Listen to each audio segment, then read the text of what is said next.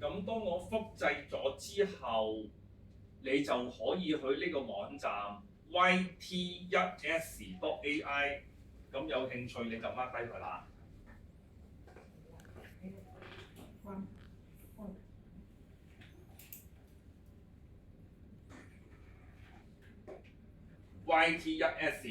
yt1s.ai。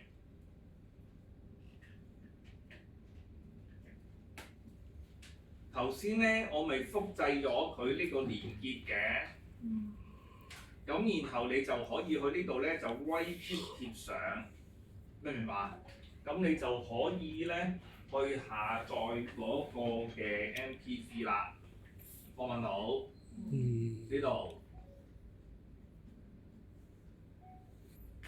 放唔到？呢度，